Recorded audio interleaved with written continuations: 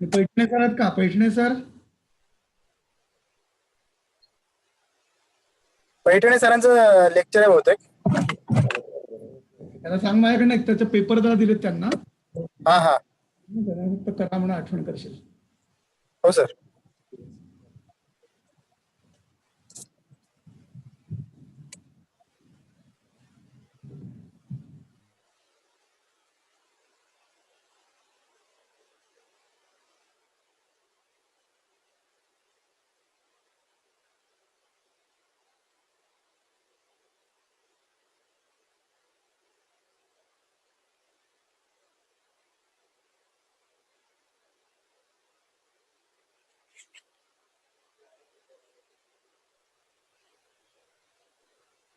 Good morning, Sutaone sir.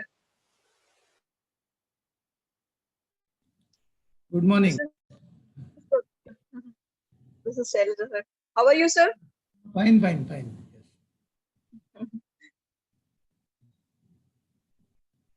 Thank you, sir. Yes. Now we should start conducting, I think, in-person FDPs. Situation is converging now.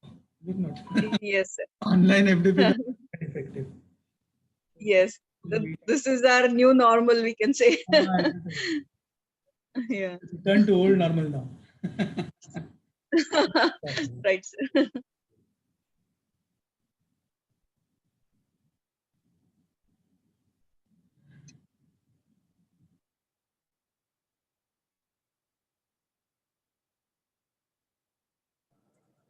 Madam, you can start. Visigar madam.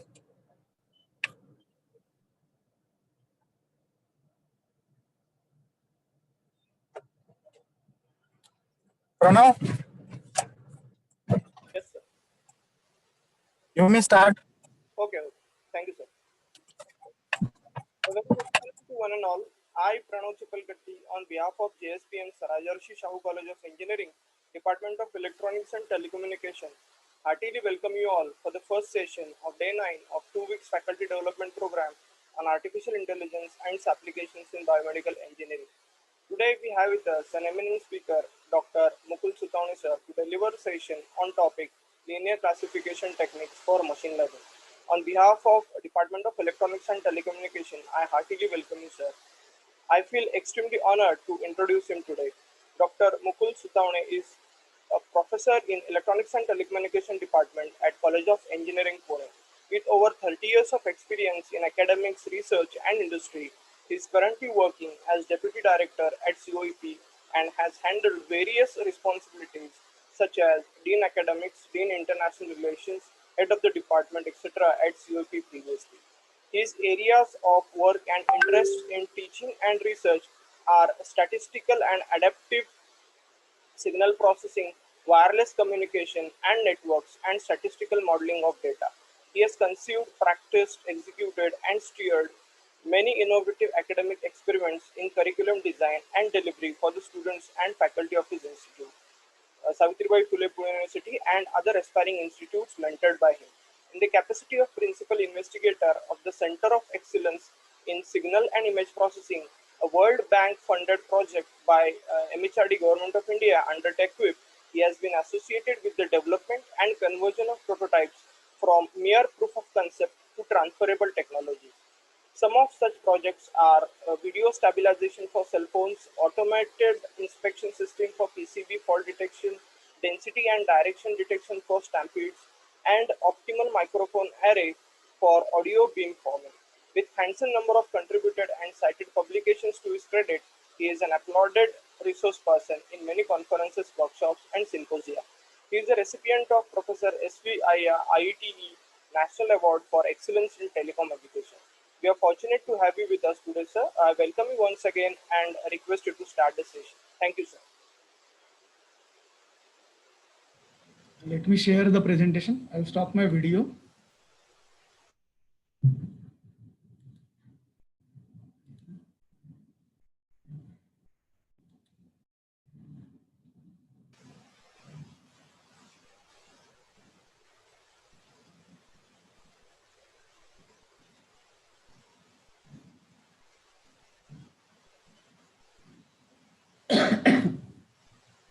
Okay, is the presentation visible? Yes, sir. So, good morning, all. I'm delighted to be with you this morning. And this is a second in series for this FDP. And then the same topic I delivered in last FDP also, which was organized by Rajarshi Shahu College of Engineering. And then I have little tweaked with the title of the topic now. I said instead of only having linear classifiers for machine learning applications, let me have an overview, pattern classification or recognition. It's really now a universal problem. And let us have a cursory review of all of the techniques which are used for pattern classification, pattern recognition. All of you will understand that today we are in the era of machine learning, deep learning, and then actually ANN techniques or AI techniques as applied to machine learning, right? We are asking machines to learn how to classify the patterns. That's a simple job. In simple language, I can tell you that machines, we are making them learn it about classifying the patterns. And classifying patterns is certainly a very, very vast problem, very encompassing problem. And then we are asking machine to do that. Humans can do it genetically. We have born RNA, DNA, and genes with us, and then intelligence, which is given to us by God or nature. And then we have that kind of privilege to classify patterns, to recognize patterns and objects and so on. And we start learning it from our childhood. After we get birth, then we learn it from the ambience, we learn it from parents, we learn it from siblings, we learn it from friends, we learn it from relatives. We learn it through formal, informal education. So humans learn through all sorts of formal, informal education how to classify patterns, how to recognize patterns. Okay, but when I ask the same job to be done by machine, then machine intelligence requires that intelligence to be imbibed, right? And then machine intelligence is really a tough task. Okay, we need a lot of algorithmic intelligence to be imbibed in the machines so that they can classify the patterns, right? So machine learning probably could be a new term, but then pattern classification is that way, is quite an old term. Okay, and then we say that this titles of the domains, they keep on changing over the span of years, right? We now have machine learning. AI, artificial neural network, is an old story. Probably in 1980s or in late 80s, it was introduced, but then AI didn't pick up much. And therefore that technology or techniques were becoming little faded away. Suddenly in last 5, 6, 7, 8 years, again that AI and ANN techniques, they have picked up because they're applicable now in the huge task of machine learning. By the way, all of you know, today we have 3 buzz domains, okay, key domains. One is machine learning. Naturally, it goes to deep learning and then all sorts of neural networks, RNNs and CNNs, etc., which make the machine more learned. Second domain is data analytics, right? And the third domain is IoT, Internet of Things. If anyone asks any engineering student or only a layman nowadays, which are the upcoming horizon areas in technology, all of them will tell it is machine learning, then IoT, and then data analytics. By and large, all these 3 domains overlap. Believe me, they overlap. Machine learning, data analytics is same, certainly very, very same. Okay, because what we do for analyzing data, machine also learns how to discriminate between data. We have a lot of data. We have data intense world today. And then the pattern now means data. Okay, so pattern which I'll be asking machines to learn, machines to classify, is lot of data. So we try to convert patterns, objects, events into data, right? And the data is to be somehow classified. And there is something known as regression, which we do on the data. So 2 very, very predominant terms in machine learning are classification and regression. These are the 2 end applications I ask machine to do on my behalf. Okay, humans can do this task very, very easily. But as I told you, machines will need an algorithmic intelligence to do this task. Okay, I have around 60 compiled slides from so many sources. I took them, but the major reference was Duda's book. Duda is a classical author on a book on pattern classification. Okay, it's a classical book, really, philosophical book. And a lot of theory of classification is derived from Duda's book. So major reference source for this total presentation happens to be Duda's book. All the examples are derived from that, right? And I said it's a cursory review. I'm just going to address certain issues in pattern classification without much referring to machine learning. Okay, though the FDP's title is AI and machine learning and applications, but this is a predecessor for that. So it's a precursor, I can say. Actually, the story started all with pattern classification and regression analysis. And now machine learning today does that same task, regression and machine classification, right? So I'm just going to give you a very, very surface level review of all the techniques, majorly two techniques, statistical and non-statistical, and with the examples. There are a lot of pictures over here. Least of mathematics. Actually, I must cautiously tell all the audience that machine learning, therefore deep learning, and then ANN, DNN, RNN, CNN, everything, okay. And then data analytics is mathematically intensive domain, okay, very intense. Those who don't like mathematics, they should not be going on the track of machine learning. That is my word of caution. But today we synonymously take machine learning, data analytics to be Python programming or R programming. Okay, Python and R are the platforms to deal with machine learning algorithms, no issues. But then one can be skilled on Python. But what I advise all the audience, if you want to really pursue some good career in machine learning and data analytics, you should be very sound in mathematics. Okay, because what all it requires is a very profound statistical and probability theory requires. Okay, and if you are really boss or probably a learner in statistics and probability theory, you'll be very comfortable in doing this domain of pattern classification. Similarly, if you are good at statistical and probability theory, you'll be good at data analytics also.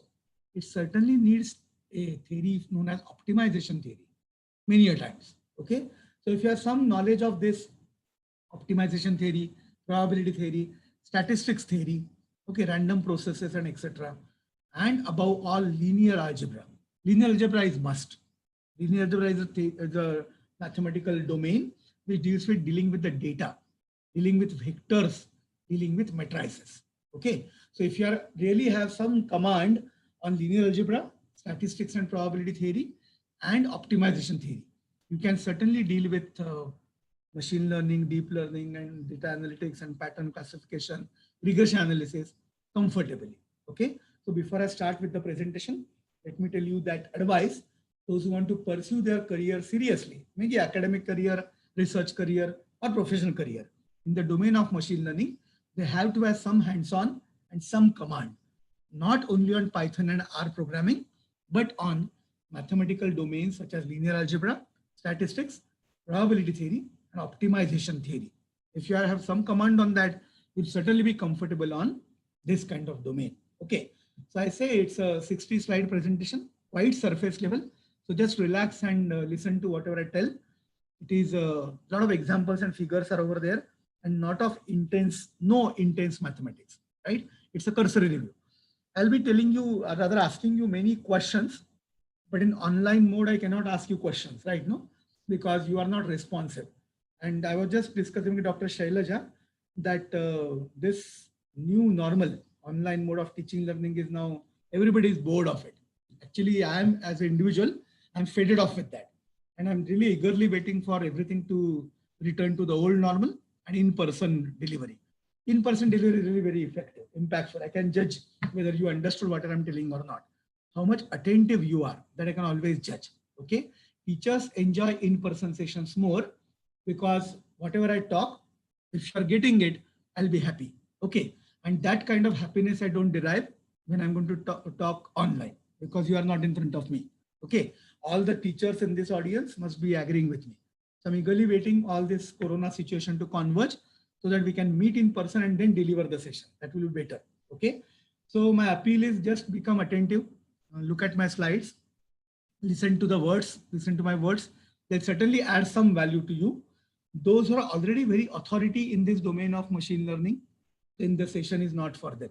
Okay, they can really put off and then simply for the sake of attendance, they can attend. Okay, but those who are really primary learners, first time learners of this domain, for them the session will be informative, really. Okay, so well, I'll start with the presentation.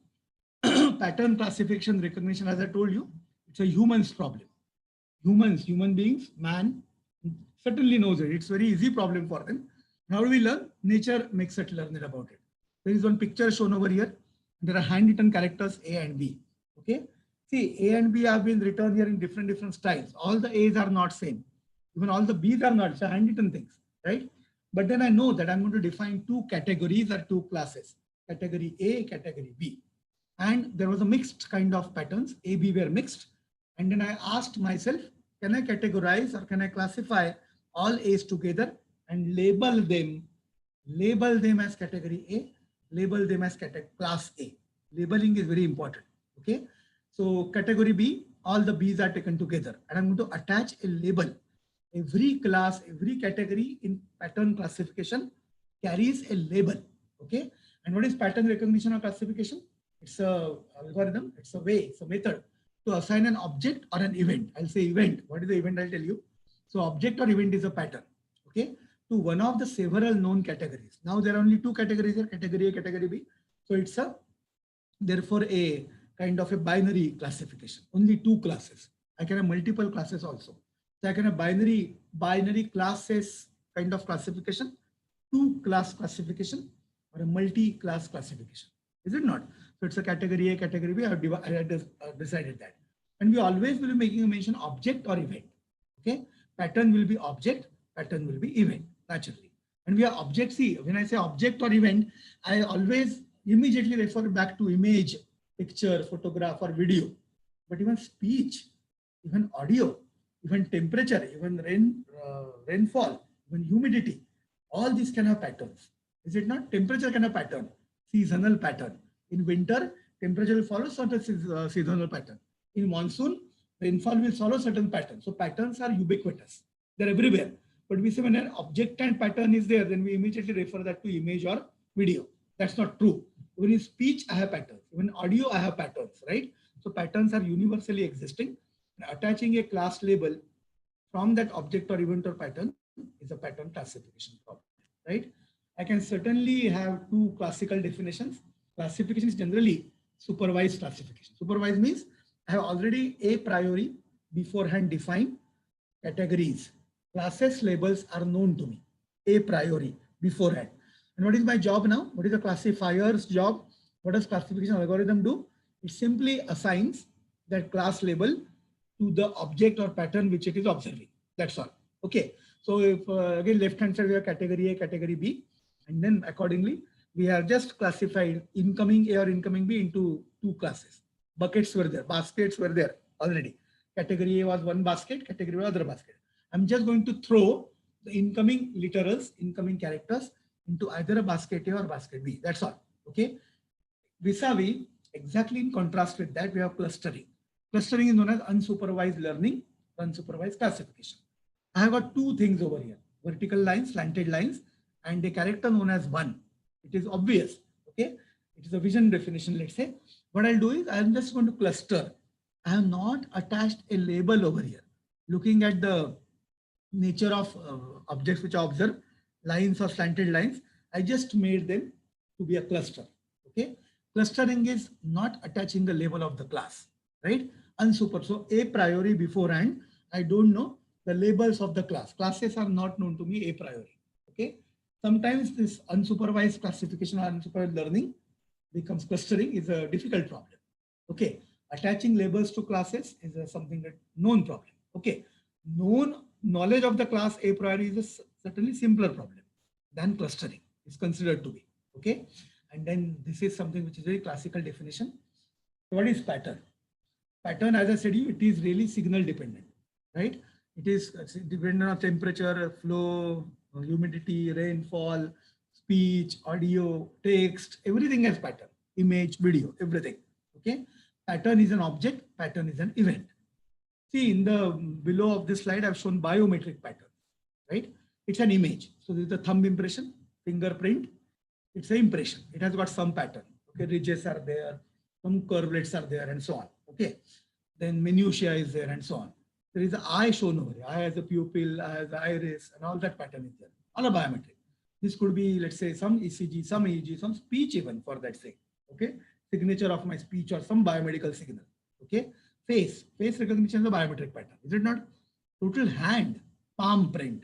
Okay, and the signature, digital signature. All these are biometric patterns. I have to identify, recognize, verify, everything, authenticate, all this stuff. Okay. So I have to classify that this thumbprint belongs to, this fingerprint belongs to whom, right? It's an authentication problem. But first I have to classify, identify, and then authenticate. That's the thing I have to keep on going on doing, right? That I'll do. But then we'll just look at the right-hand side thing. It is an image actually, in which the person moved his hand. Okay, so he changed his hand gesture. Is it not? And that became an event, which is time dependent.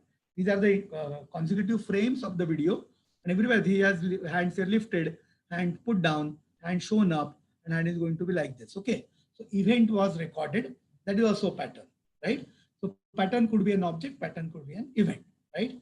But pattern, how do I represent mathematically as a data? Pattern, I said, no, a pattern is a data for me. How do I do that?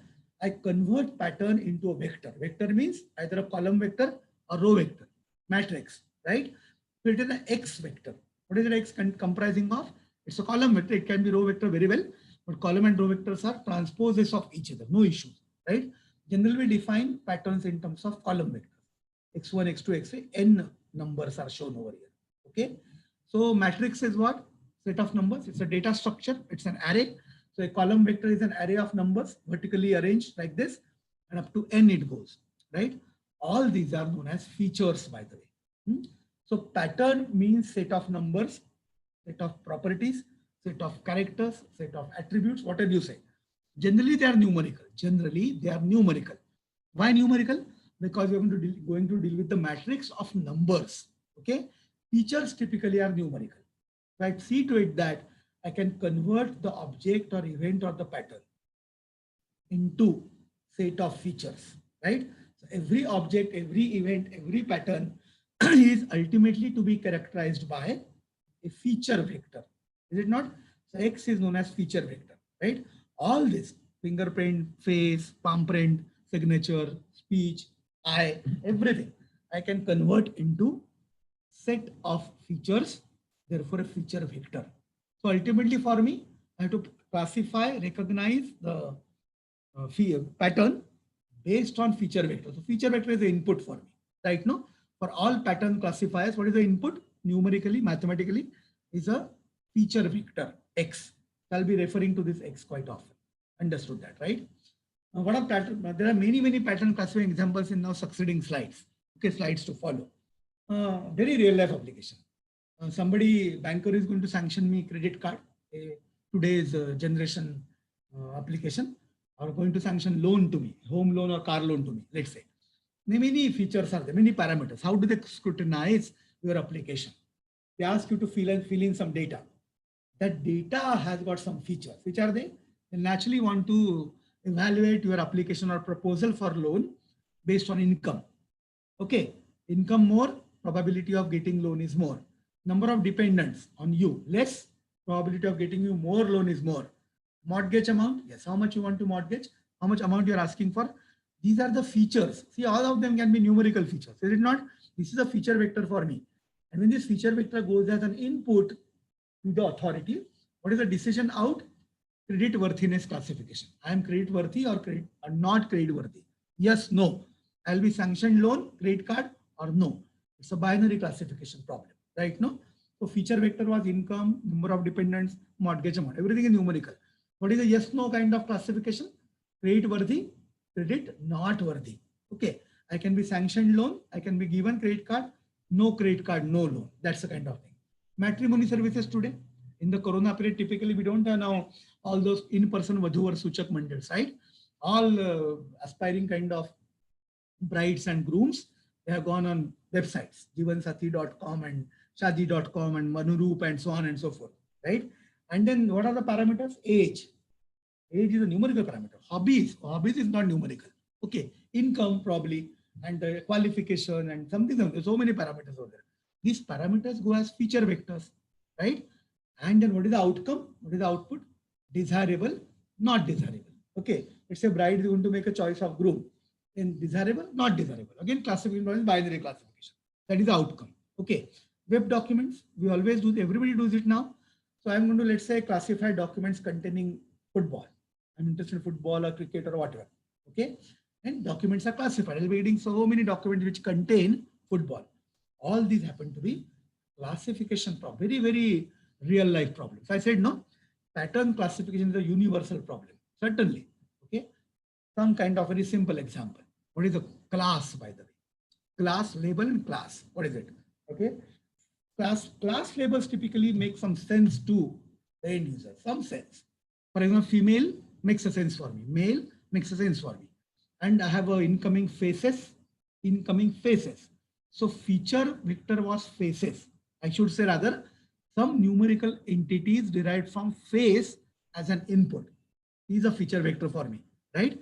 And looking at those face features, can I classify female and male? I have two a priori known classes, categories. Okay.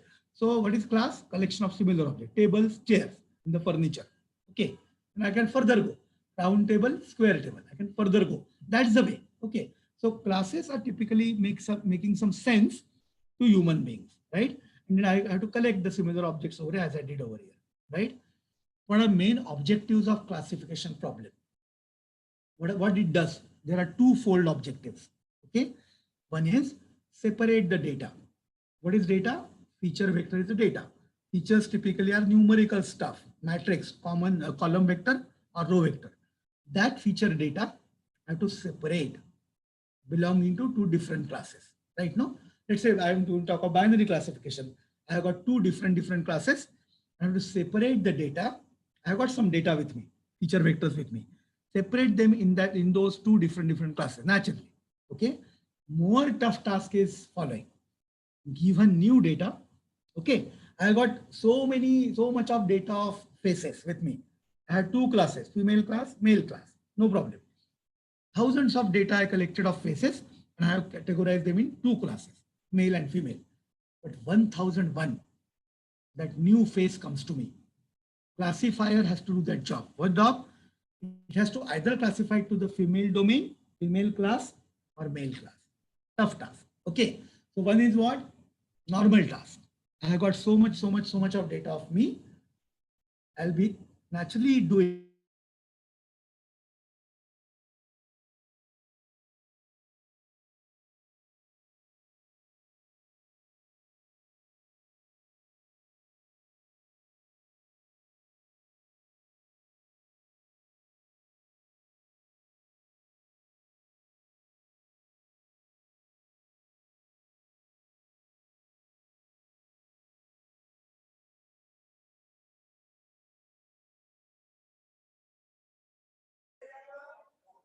Hello, sorry sir to disturb you. You are not audible, sir.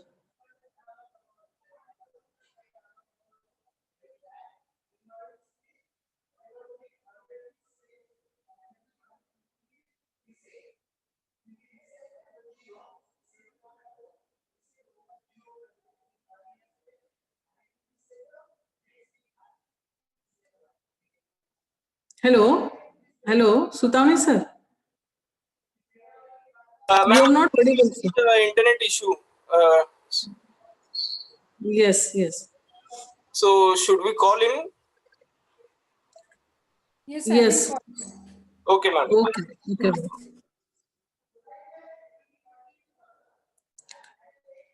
He's actually connected, but maybe the mic or audio got disconnected. Yes, madam. Am I audible now? Yes, sir. Okay, thank you. So what are the two main approaches? So X input vector is a feature vector, okay, pattern feature vector. And then I have to see to it that based on the features, I have to just assign the class W. So W happens to be a feature vector for me, right? No, a class label for me. So that X is getting into a W or a class vector. Okay. Sorry to interrupt you, sir. Your screen is not visible. Should I disconnect and again join? So you can reshare the screen. Try resharing the screen. Okay. Let me do that.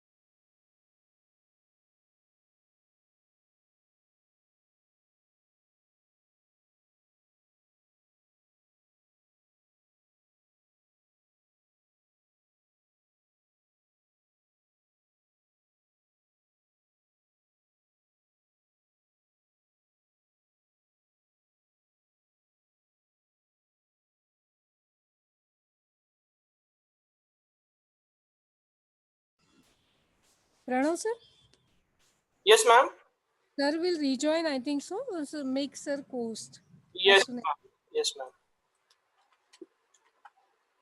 Vibhuti ma'am is host right now.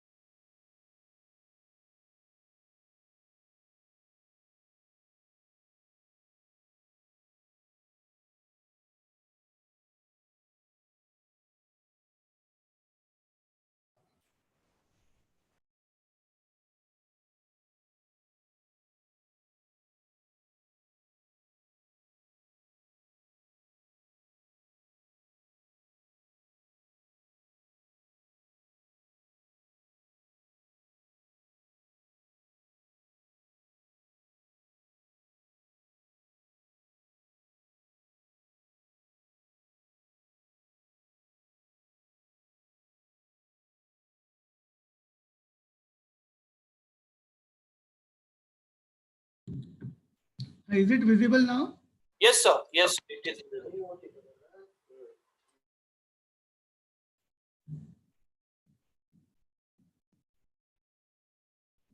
Yes. Okay. So this is classification. There are two main approaches. I said input to the classification process happens to be that feature vector, and the output is a class label. Is it not? It's a digital problem. Output is always digital. So it's a binary classifier. Then I have W is equal to W1, W2, as it is male female classification now shown.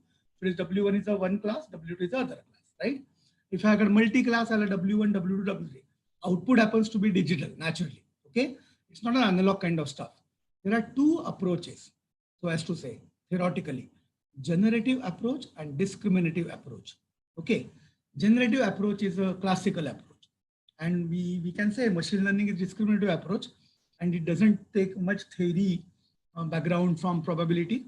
But then generative approach is even still not obsolete. Believe me, it is not obsolete, right? What I have to do is I have to have model the joint probability. P as a function of x comma omega is a joint probability density function. Okay, what I have to tell like that everything is probable, right?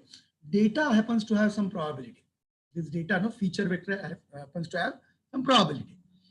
Occurrence of that feature is a probability. It is not a fixed phenomenon. Okay, when the feature occurs in the object or pattern, it has got some probability, right? Always. So that every point in this x1, x2, x3 can have some probability, which is known as a priori probability. Okay, and then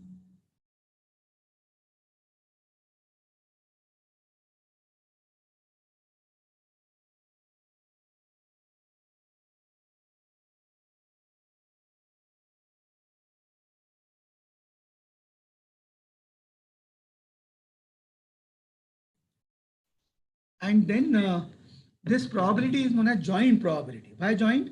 Because I have to see to it that the random occurrence of one of the values in the feature vector has to somehow get attached with the class label. Okay, so there is a joint probability of occurrence of input vector parameter x with some omega. Okay, the feature vector comes and there is a joint probability.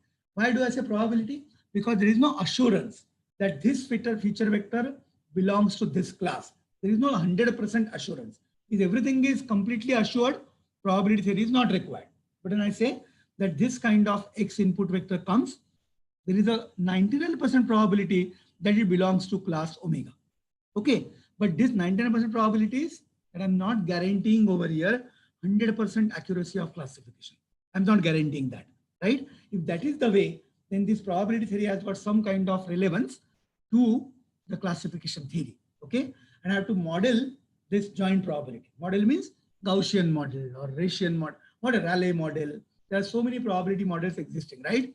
I have to see to it that how successfully I can evolve a joint probability density function model. Joint for whom? Joint for the feature input vector and joint for the class, right? If I can do that, this is known as joint probability density function. Okay, there is a universally known rule, Bayesian rule, wherein which defines the conditional probability. What is P of omega oblique X or W oblique X? X came to me as an input. Okay, with the condition that the X I observed feature vector, input vector X. What is the probability that it can be assigned to class omega? So it indicates omega is output, X is the input. X has occurred to me. Okay, and upon occurrence of X, upon observation of X, X is observation for me. Okay, upon observation of this X, how much is the probability that omega is a class for that X? It's a conditional probability. And this conditional probability is P omega or PW conditional X is equal to 1. What do I say? There is a 100% classification accuracy. That's the way, right? And pick the most likely class label. Most likely. Okay. When probability of omega 1 conditional X is equal to 0.9 and probability of W2 conditional X is 0.1. There are two probabilities. Let's say probability W1 conditional X, probability W2 conditional X. The probability W1 conditional X is 0.9, probability W2X is 0.1. Then most likely label class is W1. Why? Because probability was 0.9. As simple as that. Okay. This is known as Bayesian rule. There is a test known as likelihood ratio test in Bayesian rule. Okay. That the class which is most likely, I'll be classifying it. This is a classical statistical pattern classification. It is today even not obsolete. Okay, it is a generative model. I'm going to have reference of this kind of classification technique also in the succeeding slides. Discriminative model is machine learning model. No need to model probability. No need. Okay, I don't need to have this kind of model, P of joint probability. I'll estimate, calculate, or find out P, W1 conditional X or W2 conditional X by just learning a direct mapping from X to omega. Okay, this is something bit tougher, but the machines are made to learn discriminative approach. Okay, again, pick the maximum likelihood class. Okay, maximum likelihood class. Likely is a word over here to be caught. Okay, the word catchy word is likely. All is probability. 100% classification accuracy is never guaranteed. Okay, I'll say probability of classification accuracy is this much. That's the way, right? Discriminative models are machine learning models. Generative models are statistical models. Okay, that's the way. So we have two schools of thought, two ways of algorithmic approaches. One is statistical pattern recognition. Okay, believe me again, machine learning also needs a lot of statistics. Okay, the second kind of thought I'm going to tell you is structural pattern recognition. So what does statistical pattern needs? The pattern or the data feature vector is reduced to vector of number, the feature vectors naturally. Vectors or numbers is features, and statistical techniques are used for tasks to be performed. Okay, which are statistical techniques? Machine learning is also a statistical technique, believe me. Okay, and Bayesian classification, it's a classical statistical technique. But structural pattern recognition is typically a computer science problem, data structure problem, graphics problem, right? The data is converted to a discrete structure. Discrete structure. What are discrete structures in computer science? Graph or grammar. Okay, array is a discrete structure. Queue is a discrete structure. Stack is a discrete structure. So I'll look at the data feature vector and convert them to discrete structures. Okay, and the techniques are related to computer science subjects such as parsing or graph matching. I have also example of this typical stuff. Machine learning literally stands stuck to statistical pattern recognition, believe me. Okay, this is a flow chart which tells me pattern classification has got two approaches: statistical, structural. statistical, non-statistical. Okay, I have got some examples here. Decision tree. Decision tree is a graphical data structure. Okay, I have got one example also, some picture also over here. And the syntactic approach. What is syntactic approach? Grammar. I have to look at the grammar of the text, let's say, right? These approaches also are not obsolete. They are still prevailing. They are still there. Okay, but by and large, statistical approach for pattern classification is still prevailing, dominating rather. There are two approaches I said, supervised. This is known as supervised classification. Okay, unsupervised classification is clustering. I said this is more difficult because class labels are not known a priori before and they are not known to me, right? In unsupervised, K means clustering. You might have heard, no? K means clustering algorithm. Okay, difficult. I have to see to it that there are means, averages of the clusters, and the average belongs to more close to which kind of cluster. That I'll just find out. Okay, Kohonen map, winner take all these things, they are out of scope of today's session. But supervised typically, Bayesian decision rule, likelihood ratio, discrimination, okay, maximum likelihood, K nearest neighbor, linear discriminant function, neural networks, back propagation, deep learning, all these are techniques of supervised learning only. And by and large, support vector machine, SVM. Okay, people have done lot of research in both these domains, supervised, unsupervised. Computer scientists typically do research in non-statistical approach. Okay, so believe me, no, neural network, back propagation, deep learning, everything is derived from statistical approach. Okay, this is the genesis. SVM, statistical approach. So every pattern classification approach is statistical by and large, right? Even every clustering approach is statistical by and large. Okay, computer scientist, when the syntax or grammar or data structure is important, it is non-statistical approach. Okay, and then there are some kind of a supportive field.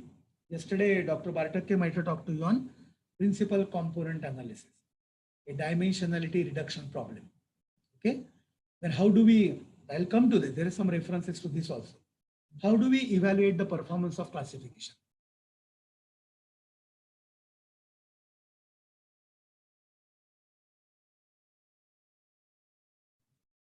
ROC, and then there are terms like true positive, true negative, false positive, receiver operating characteristics. All these terms are typically related to performance evaluation, right? Fusion of classifier also we do. This is something out of scope, but this chart or the flow chart gives me a brief or say surface level idea about we are majority into domain of statistical supervised approach. Okay, and these are all correlated domains for classification. Okay, this is now taken from Duda, book by Duda. Typically, how do we model PX omega? Joint PDF, how do we model it? Again, stick to the same problem, gender classification, two class problem, W1, W2. And see, they have shown over here, one graph on the right hand corner. This is P. P, it's a PDF, by the way, probability density function. Okay, X conditional omega I. There are omega I is equal to 1 to omega 1, omega 2. P, X conditional omega 1, P, X conditional omega 2. These are, by the way, known as likelihood functions. P, X conditional omega 1 is one likelihood function. What I've done, P of X, X is the data which I collected, which I'm going to observe. X is the feature vectors. What is the X axis here? X values, feature vectors. Okay, and there is some distribution. This data, these feature numbers will occupy, will fit into. I have assumed a normal distribution, Gaussian distribution. Okay, so data is now into two Gaussian curves have been drawn, but one Gaussian, wherein by observation I felt it more or less belongs to all males. So it is male, omega 1. Other X, female, and there are some overlaps also over here. Is it not? This is now probably a P of X comma omega. Model I have done, a probability model, PDF model, Gaussian I assumed over here. This could be replaced by Rayleigh.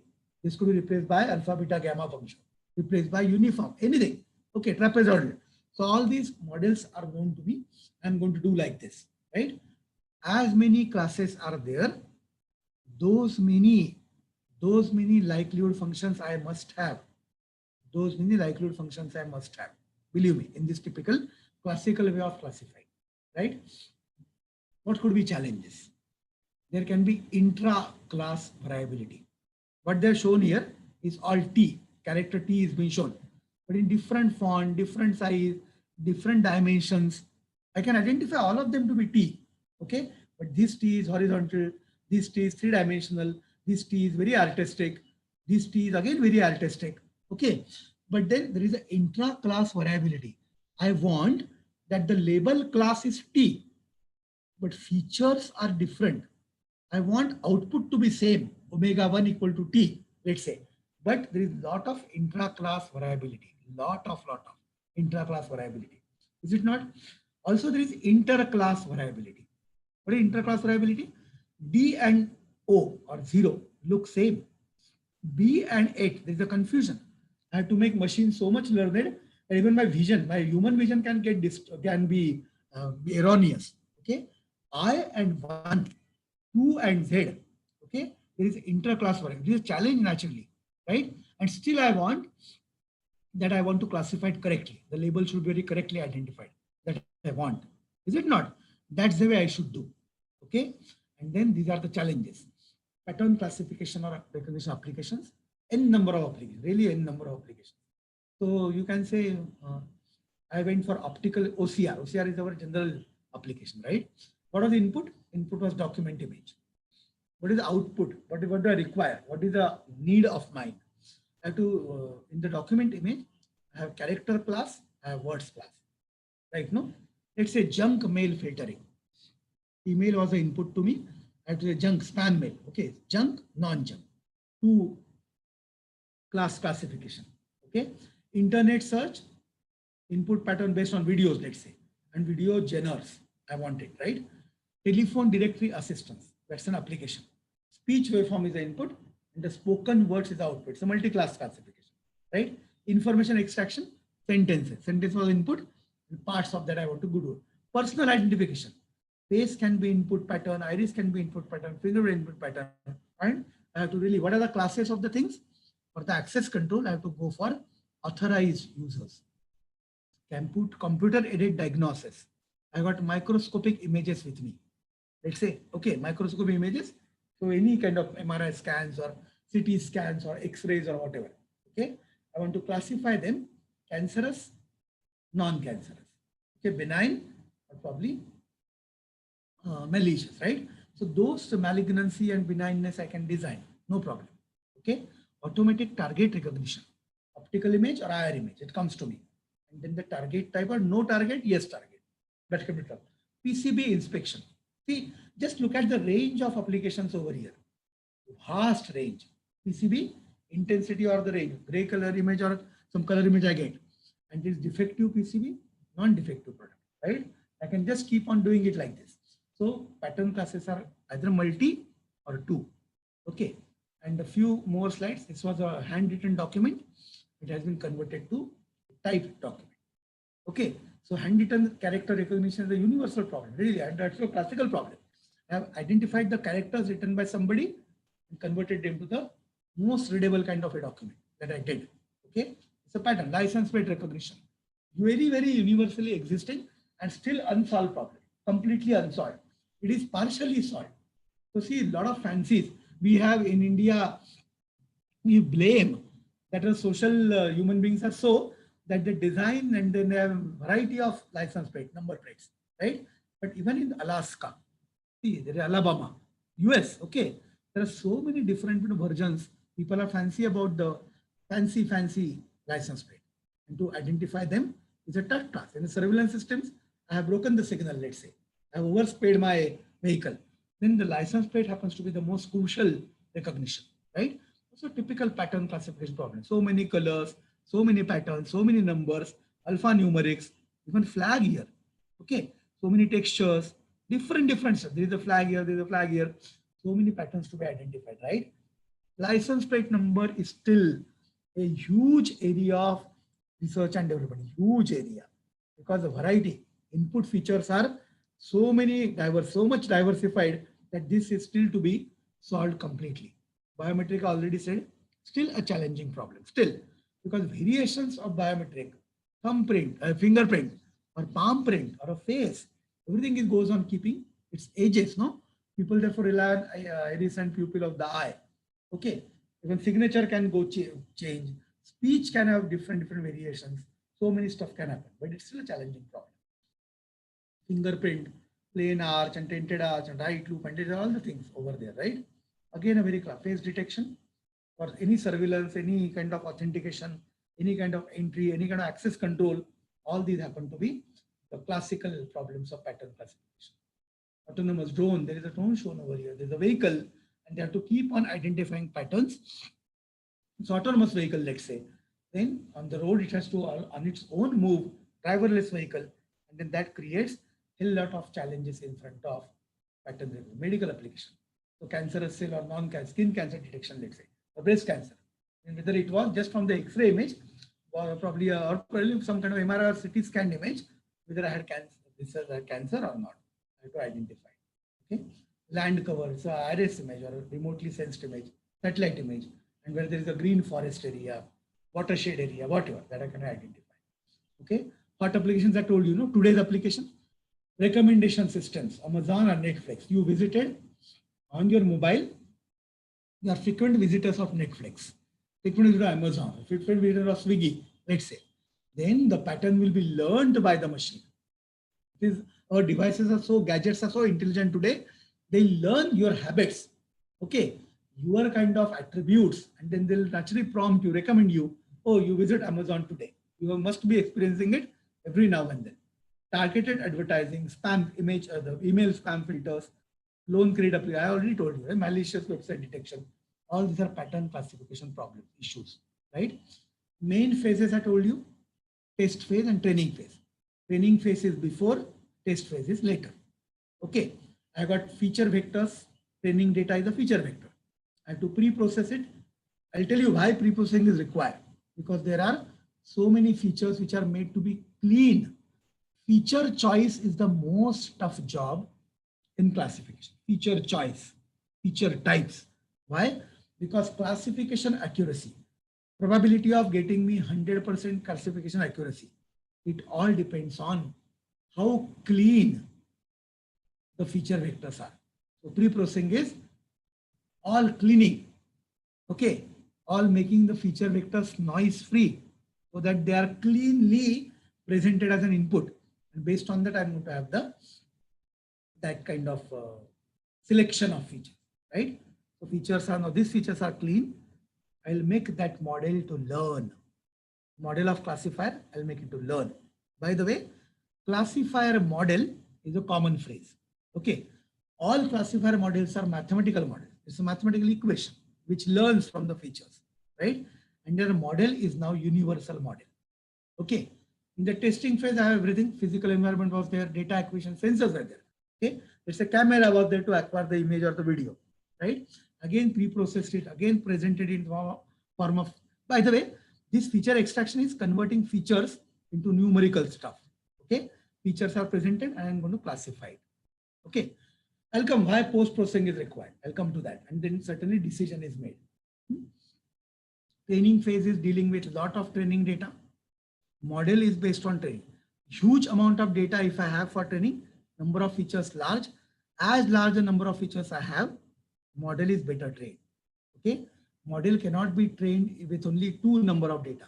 Okay, I always give this example in my class that probability theory works on law of large numbers. Okay, I have a coin with me. I have a coin, a normal classical example I always give, and I toss the coin. 2 times only I tossed. Both the times I got head. Should I immediately conclude that this coin doesn't have tail? This is foolish, right? I should see to it that I toss the coin 1000 number of times. Law of large numbers. Okay, so I collect the data of 1000 number of times. Then nature or God will take care that almost half the number of times head comes, half the number of times tail comes. Okay, I should not hurriedly take the decision that only 2 times I have collected the data.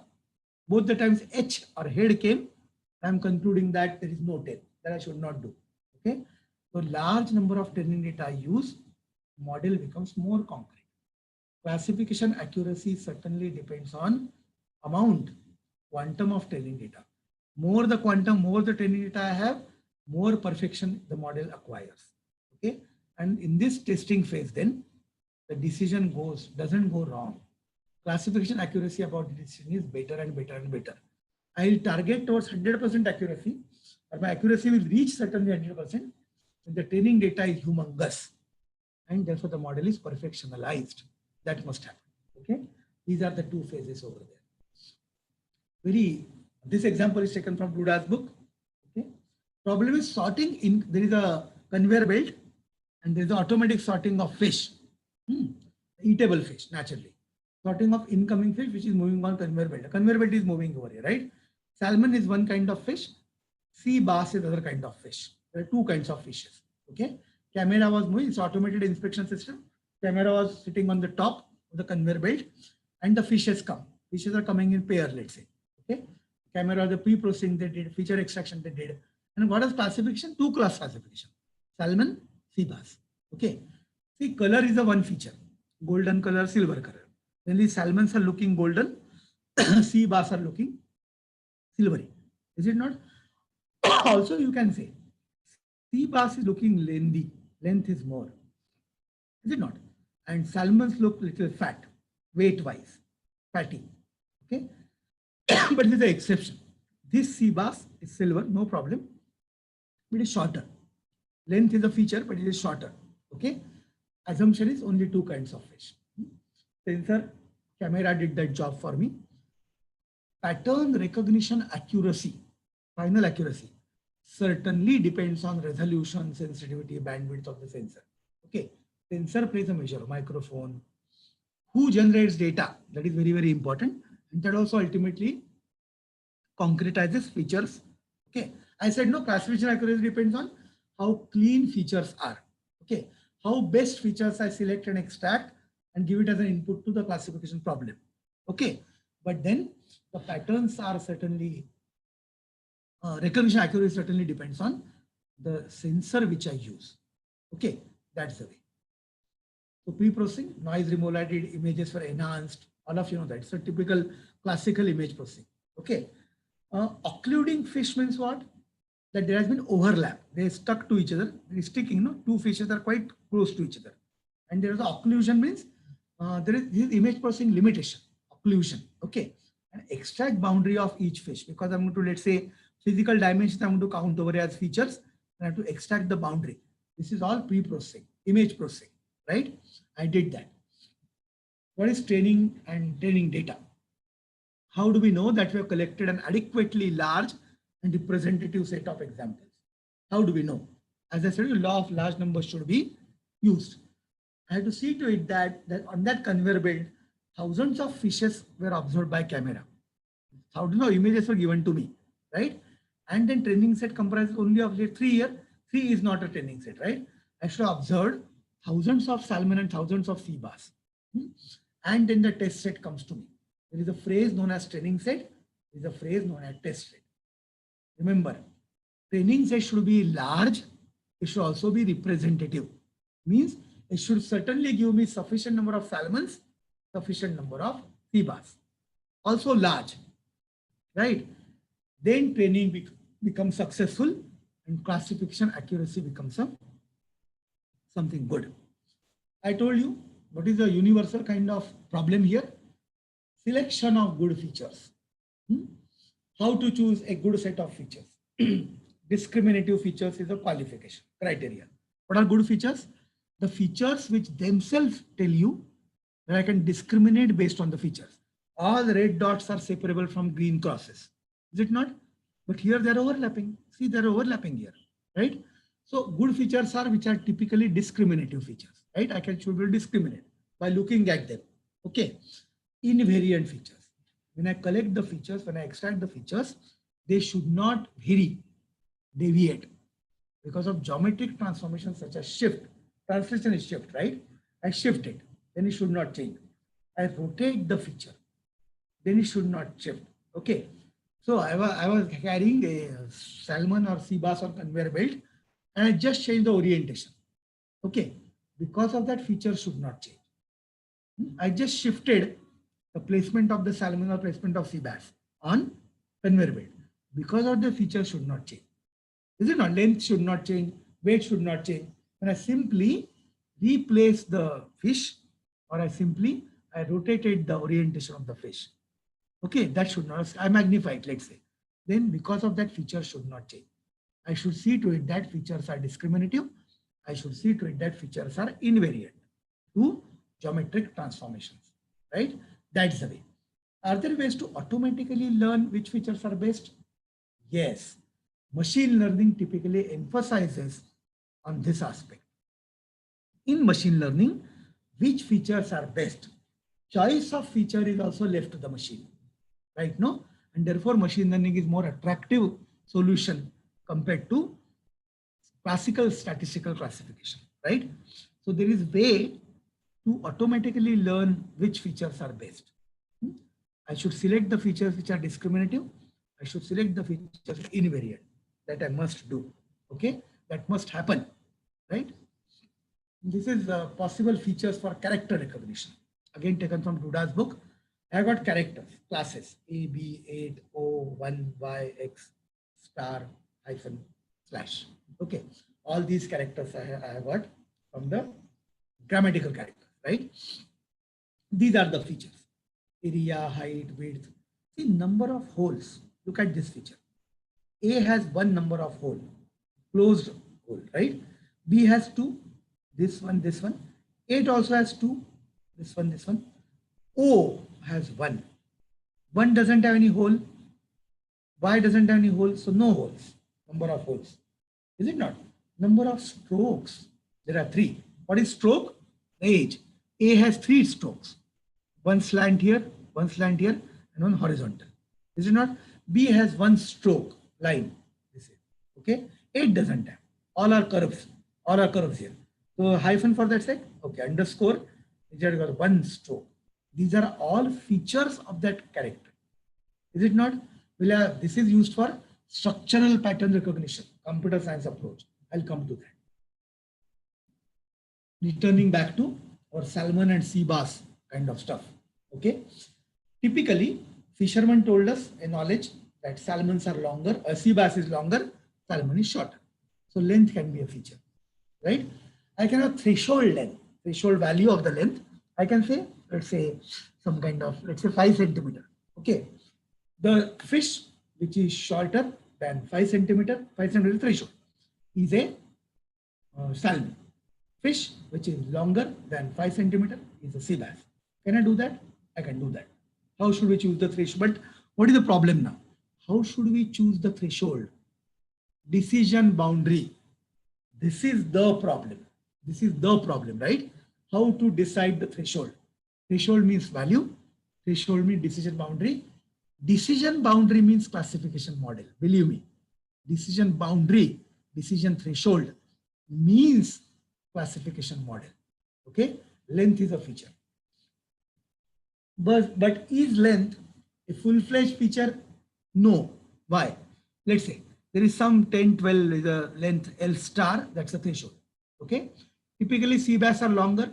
So this black thing is sea bass are longer. But some kind of stuff here that some there are shorter sea basses also. Histogram is number of that count. Okay. There are shorter length sea bass also available. So there is possibility of therefore misclassification. Okay. All majority of salmons are shorter. No problem. But there are certain salmons which are longer also. So length cannot be only feature which can give me true classification, correct classification, salmon and sea bass. So this suggests me I should take into account some more number of features. Length is the not only feature. I should club this feature with some else feature. Okay. So more number of features, let's say. Let us go for weight, lightness. Okay. So again, fisherman told us that sea bass is weightful. Okay. Heavy weight, and salmon is less weight, let's say. But still there is some X star weight they have shown. Threshold has been shown by Duda. Okay. And heavy weight is sea bass, right? But there are certain salmons also which can be misclassified. Okay. though I decided the threshold, so this just justifies that only one feature doesn't suffice. I can club the features together and can see to it that when I club the features, let's say I'm going to club lightness and weight and the length as both the features. Then probably see, I have two-dimensional feature vector now. X1 is weight, lightness, X2 is width. Okay. If the two things are taken into account, then it certainly will improve classification accuracy. We might need to use more than one feature. Single feature may not give you best performance. Okay. So I go for a combination of features, multiple features, more number of features. Okay. Two features. And therefore that creates a feature vector, right? This is the classification boundary. This is decision threshold. Okay. But what is that? What is disadvantage now? I have gone computationally more complex. Why? Because there are two features. Okay. Lightness X1, width X2, two features. Every point in this two-dimensional Cartesian space has got two coordinates, lightness and the width. If I go for three features, I have to go for 3D space. If I go for four features, I have to go for 4D space, right? If I'm going for n features, I have to sketch this into n-dimensional space. Is it not? N-dimensional space. Look at decision threshold. Decision threshold, I said no. Decision threshold is a single value and feature is 1. Decision threshold is a two-dimensional stuff when features are 2. Decision threshold becomes a plane, okay, more than 2 dimensions. When I got x1, x2, x3, right? No, decision threshold becomes a hyperplane or hypercurve, multi-dimensional kind of stuff, which I cannot draw, which I cannot imagine. Then feature vector becomes multiple dimensions. Is it not? I can imagine only up to lines and curves and points. Points, lines, curves, I can imagine. Okay. But then when the feature vectors is n-dimensional, see this decision threshold, decision boundary becomes decision hyperplane. And model, what is model? I said you, classification model evolution means finding out a mathematical equation for this decision threshold. Decision threshold point, decision threshold line, decision threshold curve, decision threshold plane, decision threshold curvilinear space kind of hyperplane. Okay. And as the dimensions of feature go on increasing, the model evolution is a tough task, right? So to solve it on paper, tough. To solve it on computer, easy. To solve it using machine learning, ANN kind of algorithm, easier. Okay. Why machine learning became so popular? Because for such hyperplane kind of model evolution, it becomes easier. Okay. But believe me, number of features increasing, there can be some assurance that the performance, recognition accuracy, classification accuracy becomes more. But with the number of features increasing, mathematical model evolution for classification is a tougher and tougher and tougher task. Why? Because one dimension means point, two dimension is probably line. Okay, but more than 2 is a plane, more than 3 is a hyperplane. Okay, mathematically and visually difficult to imagine. Is it not? Difficult to assimilate. And therefore that model becomes more and more tough. But they have shown over here that when I go for 2 dimensions, x1, x2, and classification accuracy guaranteed is more, because all CBAS, all red dots are on one side, all black dots are on one side. Lightness and width, length taken together means classification accuracy can be more, is it not? Rather than judging the loan grant application only on income would be wrong task.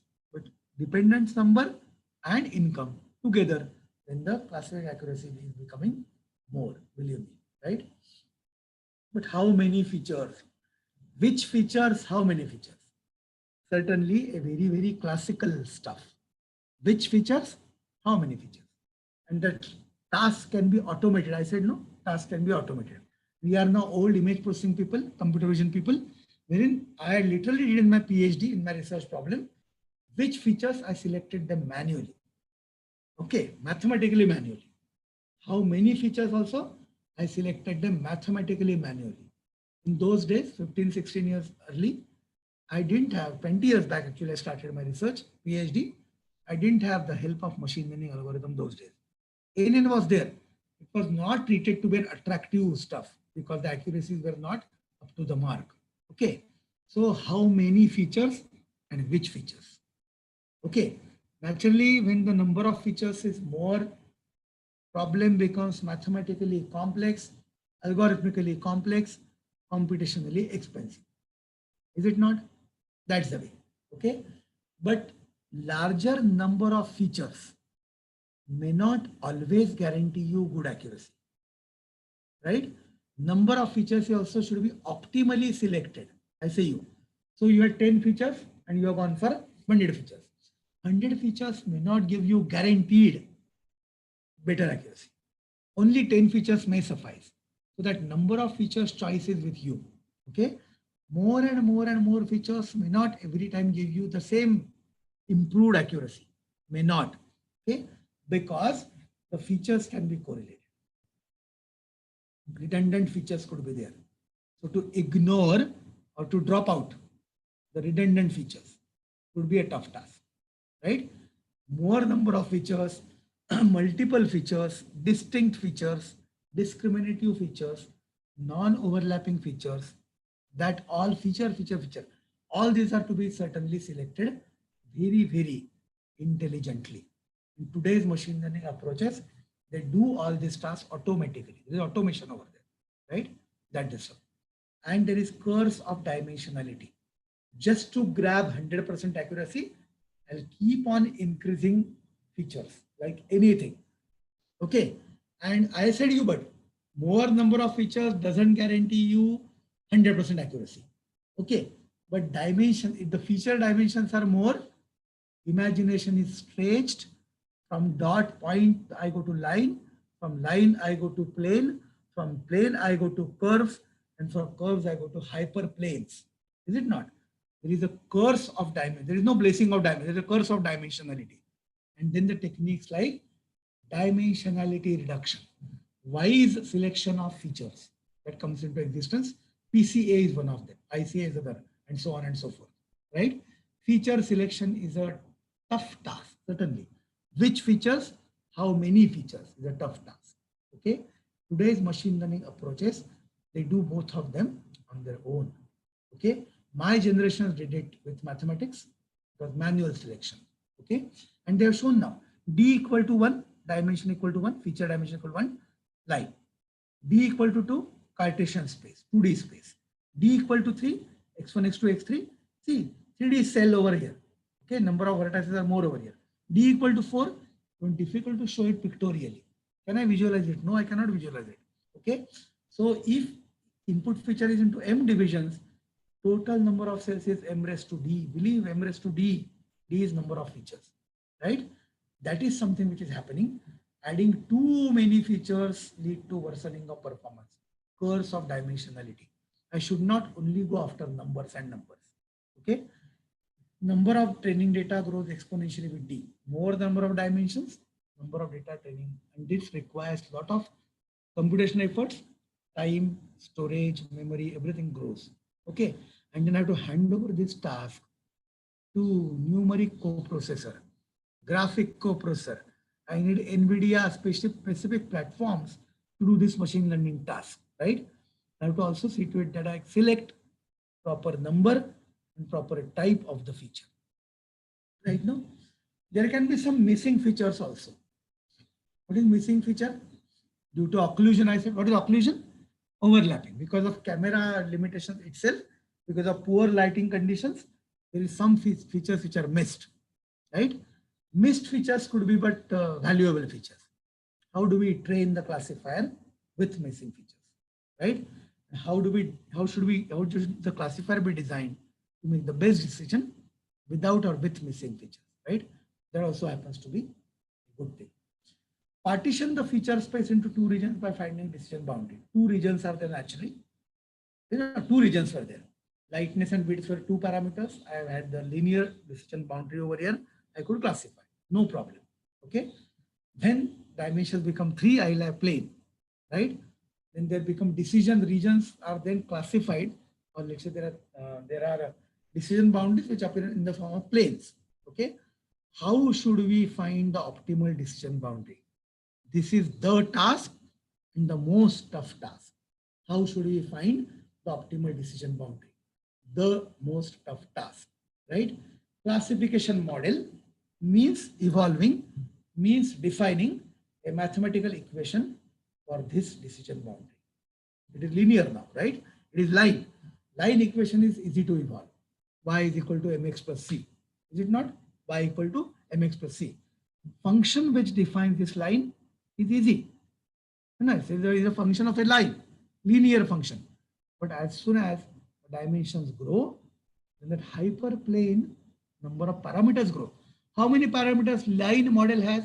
2. Slope and intercept. Mx plus c. Right? No? So m is the one slope parameter, c is the other parameter. To evolve the model means I should see to it that m, c are known to me. That's a linear model. Is it not? But as I grow the line to, let's say, second order non-linear curve, I got mx plus, let's say, m1x plus m2x square plus c. Number of parameters are 3. I go for third order non-linear model. I got m1x plus m2x square plus m3x cube. Number of parameters m1, m2, m3, c. 4 parameters are there, right? No? So parameter estimation for model becomes a tough problem. Model known to me means parameters of model known to me, right? No? This number of features more, decision boundaries becomes complex, number of parameters to be attached with problems are more, so model evolution becomes tougher job. Okay, that can be only handed over to the computers and not to me. Manually, I can't do that. Okay, I have shown here complex classification model. How is it? There are 2 models shown, only for 2 features. Dimensionality is 2, width and lightness, width and weight. Okay, 2 dimensions. Okay, I have shown it with the line. Line means 2 parameters. So 2 parametric model. Parameter number is 2. The line means m and c. Only 2 parameters are over there. Right? No? Only 2 parameters there. With this line, I'm getting classification good. Let's say 90% accuracy. There are still certain red dots, C bars shown on the left hand side. There are still black dots shown on the right hand side. So salmons are misclassified, being on right hand side. C bars also misclassified, being on left hand side. Is it not? There is a misclassification. So line is not 100% correctly classifying. So this decision boundary, this model is probably erroneous model. Doesn't give you the best possible classification accuracy. Is it not? Not giving you 100% accuracy. What I did, I deviated from linear model, 2 parameter model, M and C model. Okay, easier model to evolve mathematically. I wanted to chase 100% accuracy. Target was 100% accuracy. So I made this line, a zigzag curve. See, I made a zigzag curve. Okay. Now, when I covered all red dots over here, and the boundary is shown, the zigzag curve is shown. So classification accuracy certainly improved because all red dots are over here on the right hand side. All black dots are over here on the left hand side. But to fit the curve equation, into this curve, just see line equation y equal to mx plus c. But the curve equation, it's a polynomial fitting then. Polynomial fitting, more non-linearities, more parameters. I'm giving the example also. Overfitting is a curse therefore over here, right now. So at what cost you want accuracy? That is also important, no? At what cost you want accuracy? At what cost? Is it not? That is something, a complex model. Overfitting model is complex model. It may give you more accuracy, but this is simpler model. Reasonable accuracy, right? There is a trade-off. Overfitted complex model will give you better accuracy. But this is reasonable accuracy. Model is simple, not complex. Is it not? That's the way. So complex model, simpler model. This is parabolic. Second order nonlinear is used, but still it is good model, right? No. So simpler model generally give better performance, right? So I can do that, no problem. Novel patterns can be used and I can generalize. Do that, no issues at all. Go for simpler models. One example is given over here, curve fitting example. Okay, data points are with me. How to fit a mathematical model into it. I had these blue circles with me. More or less, they fitted a green sinusoidal curve, green curve with me. I have approximated these dots, circles, blue circles with a sine wave kind of stuff. Right now, green curve is 2 function, blue circles are fitted into it, approximation of that. Right? What is done? That when I'm going to fit a 0th order polynomial, what is 0th order polynomial? It's a horizontal line, m equal to 0. Okay, m equal to 0. What is curve fitting accuracy? No accuracy, because m equal to 0. I just crossed the horizontal line through the sine wave. Actual curve was sine wave. Blue were the data given to me, but I fitted it with a 0th order polynomial, horizontal line. This is completely wrong. M equal to 1, I went for. So line now has got a slope, m equal to 1, let's say. Okay. Still, it is not giving me the original sine wave. Is it not? Data is also. It is underfitting, underfitting, underfitting. Right? Data given to us blue circles. Actual analog curve was sine wave. Okay. Complete misfit, underfitting. I made it m equal to 3. With m equal to 3, third order polynomial. What happened? It almost went through, the red curve almost went through all blue circles, almost all. It missed something, almost all. Can this curve, red curve, match with the original curve which was envisaged? This green sign? More or less, yes, it's matching. So third order curve fitting is working here. It is optimum fitting. No fit, underfit, optimum fitting. 9th order polynomial. 9th order means I have gone up to x raised to 9, parameters number 9, parameters number 3, parameters number 1, parameter number 0. Okay, 9. What has been done? All are covered. All blue things are covered. All blue things are covered. Which is overfitting. But is it giving me original sine wave? Answer is no. This is giving original sine wave. Okay, so accuracy with m equal to 3 is more. This is complete things are covered. All the data points are covered. It is overfitting, optimal fitting, just good fitting, right? This is not required. This is not required.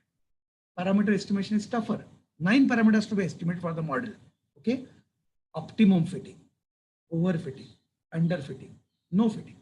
That's the way. Okay, I think these all terminologies are used very well in today's machine learning approaches. Okay, it simply means number of features more, number of parameters more, number of dimensions more, doesn't always guarantee you best model, doesn't always guarantee you best accuracy, doesn't. Is it not? So it should be optimal fitting rather than overfitting. That is my advocacy. That is my advice to you. Optimum fitting is good, important, not the overfitting, not the underfitting, not the zero fitting. That's the way. Okay. So every time number of features is not the clue, is not the key for the success. Okay. Just see 9 overfitting parameters for model means I'm actually going for 9 features, 9 dimensions. Okay. 3 dimensions are working over here finally. Right now, that's the way. Same is shown over here also. Post-processing, I said post-processing is required sometimes. So how the post-processing works, how can I improve classification accuracy with post-processing? How can I do that? Okay. So missing context, exploit context to improve performance. There was some text recognition going on. U is missing. The U was not recognized. How much information U and R are you missing? S. Okay. So U, R, S. These characters are missing over here. But from the context, can you judge how much information you are missing? Yes, you're judging it. Okay. This is known as post-processing. I could do H, O, W, M, U, C, H, everything I could do. But just from the context also, I can improve classification performance. I can do that from the context. Okay. Contextual classification also important. It generally goes in computer science domain, but anyway. Okay. group of classifiers. Many of image processing community has used this kind of stuff. Okay. Can I do two classifiers concatenated or cascaded? Can I do that? Yes, I can do that. Training data was here. Multiple data sets I made out of it. Multiple classifiers. See, multiple classifiers. What I did, the data, feature data was initially segregated. S1 is one type of features, S2 other type of features. And I applied them to different classifiers. Okay. This could be ADA boost. This could be only statistical, Bayesian. This could be some DNN. This could be some RNN. I applied it to multiple classifiers. Was found that this was a better model. I could really build and combine different classifiers to get me better accuracy. So concatenation, cascading of classifiers. Okay, I can input different set of features to different classifiers. But this is allowed. This is done. This is doable. Okay, I can go for groups of class. Ensemble means group of classifiers. I can certainly get the targeted classification accuracy for me. No problem. Right? Misclassification. Compromising on accuracy. How much costly it is. How much costly it is. Okay. What cost I have to pay when I misclassify or compromise on accuracy. Consider again the fish classification example. Deciding the fish, which was a sea bass, when it was salmon. This is inaccurate, no? I have done an error. Okay. Salmon was the fish. I have gone for sea bass. The label attached was sea bass. And the other way around. Fish was salmon, but class declared was, decision was salmon, but it was sea bass. Are these both errors equally same? Are they same? They are not same, because sea bass was lengthy, okay, and salmon was weightful, right? So they are not the same errors. Believe me, they are not the same errors. Okay, customers who buy salmon will object. Why? Because they see sea bass in their cans. Why they will object? Customers who buy sea bass will not be unhappy. Why? Because sea bass is heavy. Is it not? Heavier fish will cost more for them. They'll be happy. But see, both these errors are not same. Salmon who buy salmon and they get sea bass in their basket will certainly object. Okay. Something they can sometimes they can be blessing in disguise, right? But these errors are not same. I have to pay the cost of this decision. Is it not? Every wrong decision which I make has to bear some cost. Is it not? And this cost is to be optimized. There comes optimization theory. All machine learning algorithms, there is a cost function. There is an objective function which needs to be optimized for accuracy, for the performance.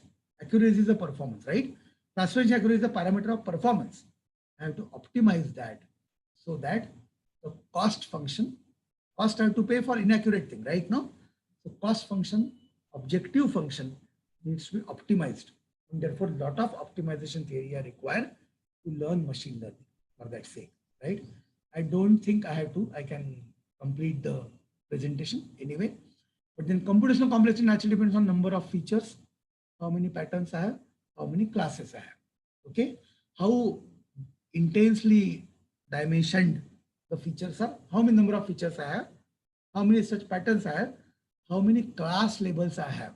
Okay, and therefore naturally computational complexity grows with number of features, with number of object events, patterns, and with number of classes naturally.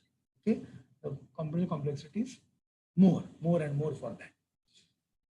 This is Bayesian classifier, Bayesian decision making. I said there are some terminologies over. It's a classical stuff, right? It certainly is a classical stuff. I'll just take 5 more minutes and then stop. Okay. There are definitions required like class conditional PDF, P X conditional omega 1, omega 2. Okay. This is known as likelihood function. This is known as likelihood function. Okay. There is a set of a priori probabilities. Capital P, omega 1, capital P, omega. There are actual probabilities, right? They are known to me. A priori means I have got knowledge of particular class probability. This class is with this probability, this class with this probability. Male gender, female gender. I got probability of occurrence of both of them with me, right? And P of X conditional omega 1. What is the problem? On the left hand side, this is unknown. Okay, this is known as a posteriori probability, which is equal to, how is it equal to? It is likelihood function, P of x condition omega I. This is a posteriori probability. The input is given as x, whichever vector is input, I have to decide the class. What was this? It was likelihood function, which was a known thing to me, right? I have a Gaussian likelihood function with me. Likelihood function is known. A priori probability is known. Is it not?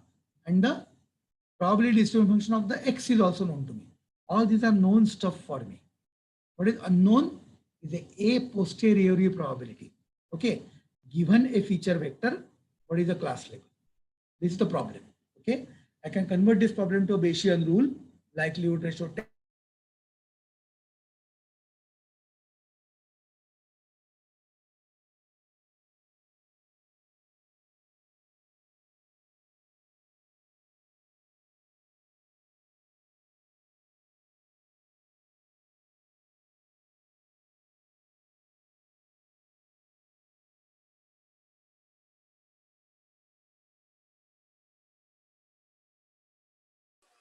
Sorry to interrupt you, sir. Your audio is not